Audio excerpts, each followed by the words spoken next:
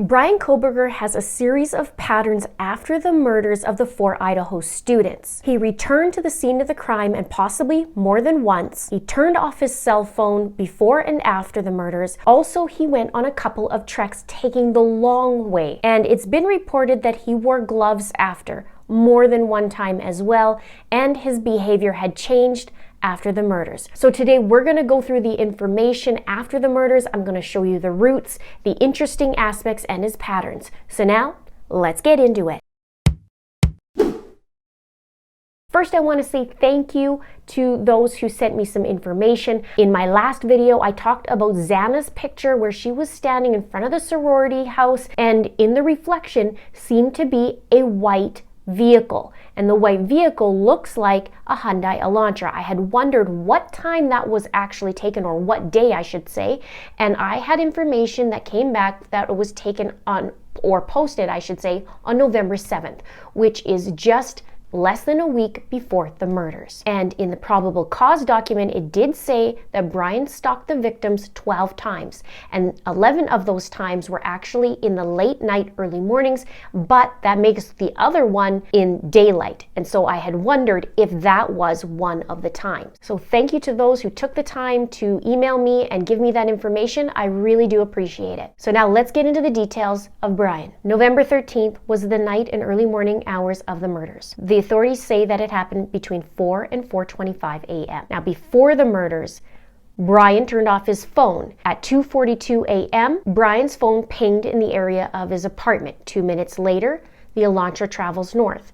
2:47 a.m., 3 minutes later, Bryan's phone pinged, and it was consistent with the vehicle leaving the residence. At that point is when, in the document, it says connection to the network is disabled, such as putting the phone in airplane mode, or that the phone is turned off. 2:53 a.m., the Elantra travels towards SR 270 and heads to Moscow, Idaho.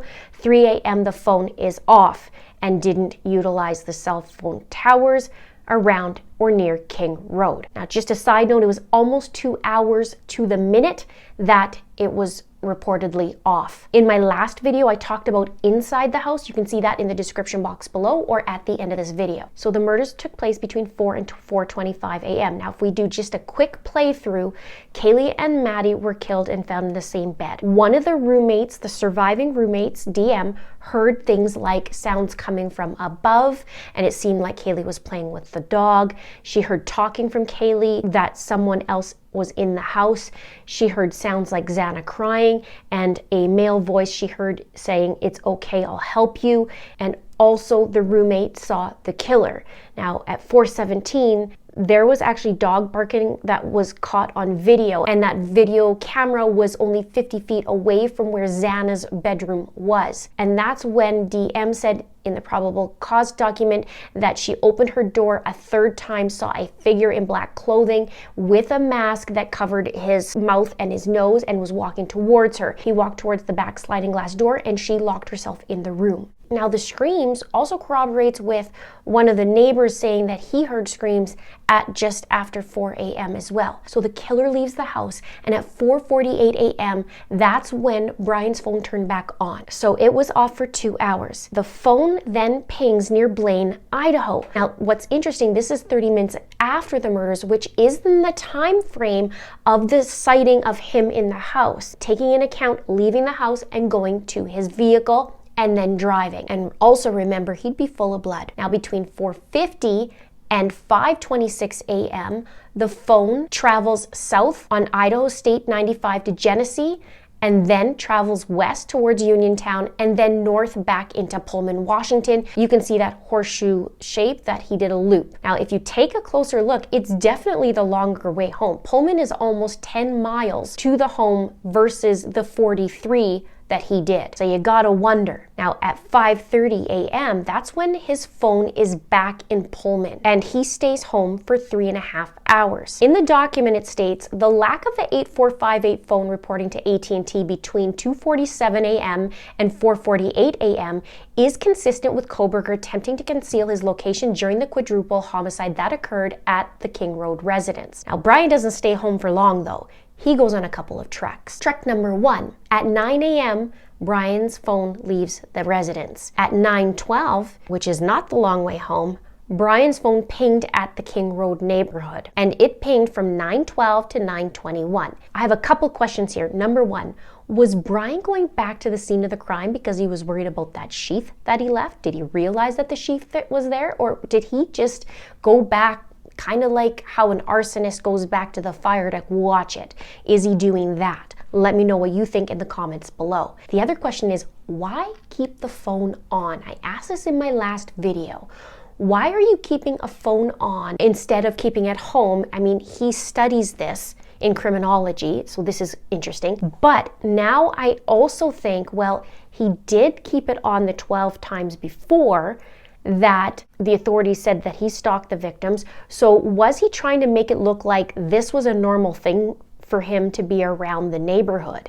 That's another question. So he leaves at 9 o'clock his residence. He gets to King Road residence area at 9:12, stays till 9:21, and then he heads back home. By 9:32, the phone pings back at Bryan's residence, not the long way home this time. Next, on November 14th, 2022, this is trek number 2 that happens. It's a Monday. So my question though, first before we get into that, shouldn't he be in class this day, or did he just have class in the morning? If you know that answer, please let me know below or email me at itsacrimeandashame@gmail.com. So trek number 2 happens. This starts at 12:36 p.m. The phone is pinged in Clarkston, Washington. Now, this is actually 49 minutes away from his house in Pullman. The phone pings in an area where Kate's Cup of Joe coffee stand is. Surveillance footage catches Bryan's vehicle at 820 Port Drive, Clarkston, Washington, which is adjacent to Kate's Cup of Joe, and it shows a white Elantra consistent with Bryan's drive past Kate's Cup of Joe. At 12:46 p.m., which is 10 minutes later, his cell phone pings, and it pings at Albertson's grocery store. 3 minutes later at 12:49 p.m., it shows Bryan on surveillance exiting his white Hyundai Elantra. Interior surveillance says that it shows Bryan walking through the store and purchase unknown items at the checkout, and he leaves at approximately 1:04 p.m. Now, I wonder, was he wearing gloves in that surveillance footage? Because we hear a couple weeks after the murders that he wore gloves in a supermarket, but this is only a couple days after. And we also hear that he wore gloves when he was in Pennsylvania, but we'll talk about that in a minute. So at 1:04 p.m., Bryan leaves Albertsons. Now, what happens next isn't 100% confirmed, but there's footage of a white vehicle that looks like it would be Bryan's vehicle go back to the King Road residence at 2 p.m. I haven't heard anything either or that it is or isn't Bryan's, but only that is it. It was speculating, could that be Bryan's vehicle? Now, the timing would fit because when I plug that into Google Maps, it would take him about 40 minutes to get to King Road, and he left Albertsons at 1:05, so he'd have time, and that would match up to 2 p.m., the car being spotted. Now we go on trek number 3. According to the documents, Bryan goes to Johnson, Idaho, which is 2 hours east. Now, it's unclear if he had gone anywhere before heading to Johnson, but according to the docs, it says that the phone is pinged between 5:32 p.m. to 5:36 p.m. It pings in Johnson, Idaho, which is an hour and a half away from Clarkston, 2 hours away from Pullman. So the latest he'd have to leave the area to go to Johnson is 3:30 p.m. if he was in Moscow. And if he didn't go, then the latest he'd have to leave Clarkston, where that Albertsons was 4 p.m. Now, between 5:30 and 8:30 p.m., the phone is turned off. Again, almost 3 hours on the mark, just a 6-minute difference. So what was he doing? Was he getting rid of evidence? Was he getting rid of a weapon? Perhaps burning some clothing that would be full of blood? There's so many things here. It also doesn't say in the documents where he is when the phone goes back on, so I'm very curious about that. He has another 2 hours to make it back to Pullman, so that would be 10:30 p.m. if he goes back straight to his residence. So these biggest questions here is, what was he doing in Johnson, Idaho? And we saw him shut off the phone before the murders, which, you know, there's about to be something big go down. And now we see him shutting off his phone again before something big goes down, potentially. And I'm willing to bet, in my opinion. What do you think? There's obviously a reason why he's turning it off. Unless it's a diversion. Another thing to point out, the phone is off for 3 hours this time. Almost on the hour, same as before. Do you think he's timing it? Now, a few days after the killings, it's reported that Bryan asked neighbors if they heard about the murders. And the neighbor said that Bryan told them that it was a crime of passion, or it seemed to be a crime of passion, and that it seems like they don't have any leads, even though it was just a couple days after the murders. 4 days after the murders, Bryan has a doctor appointment. It's said to be a routine appointment. He was described by staff as being charming and chatty, and that he was so friendly that the boss took notice. So nice and charming was the exact wording. Now, we heard this from school that Bryan was more chatty, more upbeat after the murders. And one of Bryan's neighbors also called him chatty as well. And I wonder the doctor's appointment, were there any scratches on him? What was the doctor's appointment for? It's very interesting. Now on November 19th, 2 days after the doctor's appointment, Bryan goes and registers his car in Washington State. Now, he had his vehicle registered in Pennsylvania, and he didn't change it until November. And because he was registered in Pennsylvania, he only had to have a back plate. He didn't have to have a front plate, which now makes the very common white Hyundai Elantra not so common. I think that's going to get him with the footage, in my opinion. Now, one other thing I want to point out, there's a law that you have to change over your plates after 30 days of living there. Now, I'm not sure if it doesn't apply to students. Let me know below on what that is, but from what I saw, it says you have 30 days to title, register, and get Washington plates on your vehicle. You can get a $529 minimum traffic fine if you are a resident and do not license your vehicle in this state. We know Bryan was pulled over on August 21st, which would have been when he first moved there-ish. And he also was stopped in October. So I wonder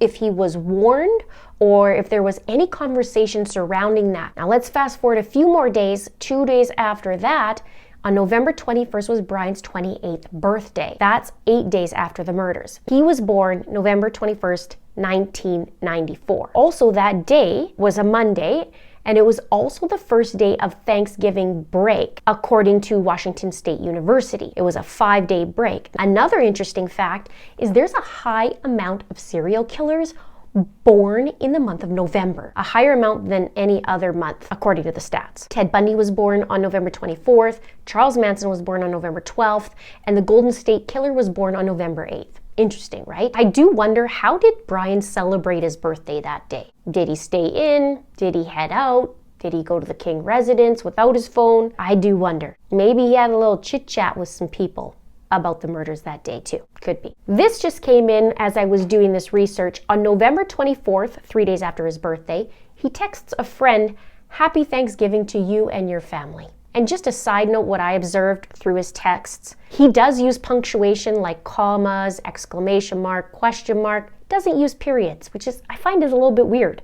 Usually a person who does a lot of punctuation will also do the punctuation in finishing the sentence. Just an observation, not a big deal. If we fast forward a little bit in December, on December 7th, 2.5 weeks after his birthday, the authorities announced that they're looking for a 2011 to 2013 white Hyundai Elantra. And Bryan's is a 2015. But it says, so far we have a list of approximately 22,000 registered white Hyundai Elantras that fit into our criteria that we're sorting through, but it may not be all of them, so the public can help us. Maybe one of your neighbors has one in the garage, they don't drive that often. Maybe there's one that's just not on the registration database. Let us know. Interesting now looking back. Now on December 9th, according to the academic calendar, December 9th was the term's last day of classes. On December 12th, that's when an overnight assistant manager at the gas station, it was ExxonMobil, went through their footage and saw at 3:45 a.m. a white vehicle speeding by. Detectives collected 8 hours of that footage. The worker said, "I had a weird feeling to get on the cameras. They drove by real quick, and she said they turned down a side street of Highway 8. Now, I did mention that in my last video as well. You can take a look at that. Also, if we look back at the academic calendar again, and we look at December 12th to the 16th, there were exams at the university. And this is where it gets interesting. Did Bryan just have exams on December 12th and didn't have any after that? Because he leaves out of town shortly after that. On December 13th, in the early morning hours around 6 a.m., there's an article that's published about the gas station attendant finding this white vehicle speeding by. That same day, Bryan drives with his dad and heads to Pennsylvania, where his family lives. On Google Maps, it says to go across from Pullman, Washington to Pennsylvania, and it would take 37 hours or 38 hours going that route. But Bryan and his dad take an alternate route. Cameras have the white Hyundai Elantra going through Loma, Colorado, which is 14 and a half hours away. Why? And I'm not too sure about the timestamp on that. So it'd be curious when he would have left home. Was he worrying about the weather and that's why they went south? Is he worried about the car? Because it adds at least 7 hours longer in mileage. It's over 2,800 miles versus 2,500 going the other way. And then if you're adding another 7 hours, it's also not taking into consideration stopping time. So Bryan's dad flew out, and I don't know the exact date on that, but he travels with Bryan on this trip, and it was said that he planned it months before. According to Law and Crime channel, it was said that Bryan's dad didn't notice anything different about Bryan's behavior. But in my opinion, I found an interesting dynamic between Bryan's dad and Bryan in the body cam footage when they got pulled over twice. Because December 15th, they were pulled over. And it was at 10:41 a.m. A deputy stops the car in Indiana, and Bryan gets a verbal warning. And in this footage, it's interesting because Bryan's dad starts talking about a shooting at WSU, Washington State University, and he was talking about a SWAT team descending on the campus and this and that, but it had nothing to do with them. I mean, like, they weren't even there. It was that morning that it happened. And so what happened, a SWAT team actually shot and killed a man after a standoff in Pullman. And it says that they received a call 8:37 p.m. Wednesday, which was the night before they got pulled over. And it says officers arrived at the apartment and found a man in his 30s threatening to kill his roommates. The roommates were evacuated from the apartment, and then the man barricaded himself inside after officers attempted to talk to him. And then there was a whole bunch of people that responded to the scene, including crisis negotiators. And it says the suspect began firing from his apartment, police said, and officers evacuated the area. A member of the responding SWAT team shot and killed the man after unsuccessful negotiations, escalating behavior and continued danger to the public and the officers. The man was found dead when the Whitman County Regional SWAT team cleared the apartment, police said. So it's interesting because Bryan's dad, Michael, described the shooting as horrifying, but he worded it in a way that it was a mass shooting. And Bryan seemed to look like a deer in the headlights a little bit when they were pulling him over, like, oh shoot, what is this all about? I don't know if you agree or not, but looks like that to me. And one thing that was really interesting too was when the officer was asking where he's heading, and he said for Thai food. Now, I had to rewind this a few times because at first it's hard to hear because you can hear the traffic go by. But you're wondering, I thought he was saying get tires on or something, and then I saw the article about Thai food and I'm looking at that, and maybe that's what he said. But it's kind of like a little bit of a dumb answer. I mean, you're going to tell the officer who just pulled you over that you're heading to go get food. And Bryan's dad quickly corrects him and says, well, we're going to Pennsylvania. It was just a little odd kind of banter back and forth with the officer, in my opinion. So 9 minutes after he gets pulled over again, and this time it was for following too close. The shooting gets mentioned yet again to the officer. And the cop actually jokes and says, what, you didn't want to fly? Because he knows how long it is from Washington to Pennsylvania. It's a good question. Why did they drive, really? I mean, he's off for a bit. Why are you driving? So you can have your vehicle at home? Or, I mean, that's a long way, and they're hauling butt. They're not taking their time to get home. They're putting in some serious hours. So on December 16th, the day after, which is interesting to me too, Bryan goes and gets his car in the shop. Now, I'm curious. Reports are saying that he got maintenance. So was it a an oil change? Did you get a rock chip? Like, what happened? I haven't heard the details of this yet. If you have, let me know. Is it something that he had done because he gets pulled over the day before and then, not home yet in Pennsylvania yet, but now he's going to the garage? A witness who saw him said he was a little awkward but didn't seem suspicious when he saw him at the garage. He said that Bryan actually spoke of his ambitions and what he wanted to do. But again, what did he get done to his vehicle? By December 17th, the next day, he arrives in Albrightsville, Pennsylvania, where his parents' house is. And December 25th, 26th, the authorities began surveilling him, and they said they stayed on him for 4 days. Now, December 30th, Bryan was arrested in the middle of the night, and they seized his 2015 launcher as well. It was said Bryan spoke to law enforcement, asked for a lawyer, and also Bryan's apartment was also searched and things were seized, like his desktop computer, several boxes of evidence, and multiple bags. It's also said that Bryan's attorney brought private investigators into the crime scene, and the experts are saying that this is going to be interesting. They said the fact that Bryan Kohberger's attorney has brought in private investigators to go through this crime scene leads me to believe that he is definitely going to mount a strong defense. And the prosecution talked about extradition. He says, having read those documents and the sealed affidavits of probable cause, I definitely believe one of the main reasons the defendant chose to waive extradition and hurry his return back to Idaho was the need to know what was in those documents. They also said that the office will investigate whether Bryan is involved in other unsolved crimes in the area. I'm sure all officers are looking at that. How do you go and kill 4 people in cold blood, literally, and have it so gruesome that this is your first rodeo? I mean, maybe it is, maybe it isn't. What do you think? Speaking of being extradited, there were some reports that said that Bryan actually made small talk with the officers as he was being extradited, but it also says that he seemed really nervous. He was narrating. Police said that he was narrating to himself everything that was happening. At one point, he was saying something to himself like, I'm fine, this is okay. Like he was reassuring himself that this whole thing wasn't awful. What questions do you have about this case? What's something you'd like me to cover? Let me know in the comments below. Please subscribe, like, and please share this out where you can. Check out my playlist on the case here and also my last video of Before the Murders. Thank you so much for watching. We'll see you soon.